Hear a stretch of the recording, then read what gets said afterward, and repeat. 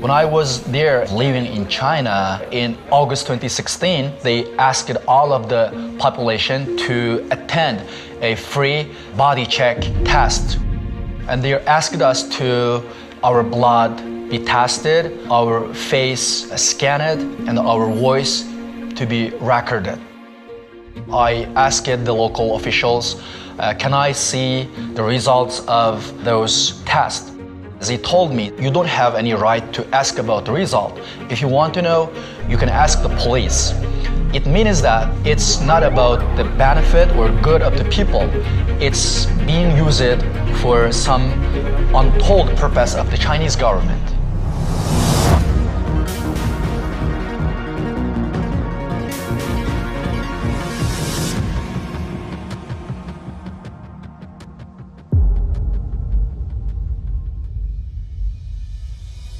My name is Tahir Imin. I am a member of Uyghur ethnic nation in Xinjiang Uyghur Autonomous Region.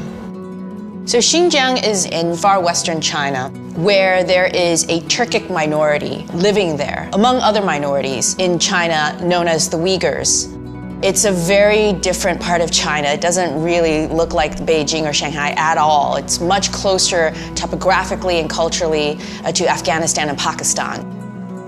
Uyghurs are predominantly Muslim. They speak a different language. Everything is different from Han Chinese people.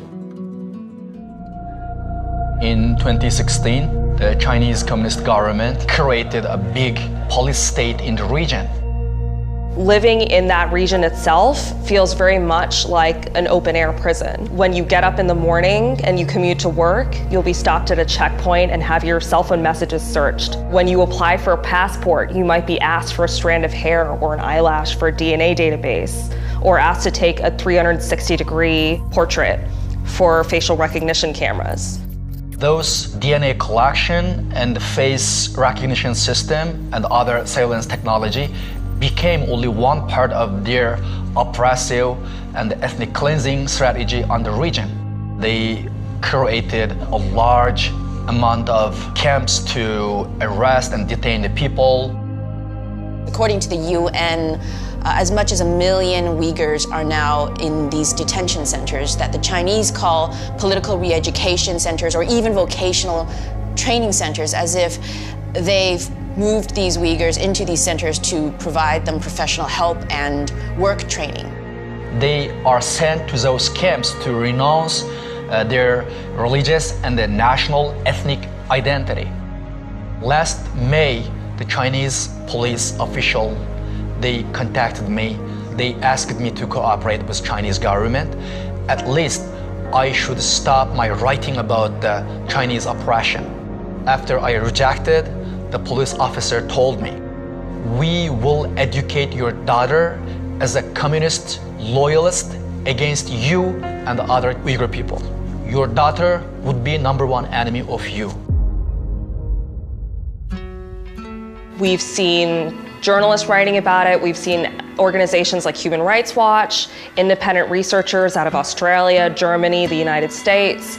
We've seen organizations under the UN. All of these organizations have confirmed that this is something that is happening. Upwards of 1 million people are being held in internment camps. And where's the global outcry? There's really no consequence so far for the Chinese government for perpetrating this on its own people. Chinese government believe that international community are very weak to cope with Chinese oppression and genocide because China believes its military and economic power. The Chinese government has put a lot of money behind winning over Central Asia and the Middle East. They have, incorporated a number of these countries into their Belt and Road campaign, basically their international development campaign. And it's really hard for these countries to walk away from that sort of source of income and economic partnership. A lot of these projects are funded because a Chinese bank is offering the loan. So you have this situation where all the money eventually goes back to China and all the leverage is with China. Some countries are starting to realize that this is not the best deal. There are real benefits, but they also have to weigh it against the political influence China might be able to have in terms of leverage. This is about a very powerful government that has a stated ambition to essentially reprogram and wipe out a practice of a religion and a culture within its borders. States certainly won't stand up against China on things such as what's happening in Xinjiang. People have to put pressure on their politicians, whether it's Americans in the United States or any country. People have to care and say, this is not okay. There's only one thing we can do: be patient, be united around good things, good people, and to never lose the hope about the future.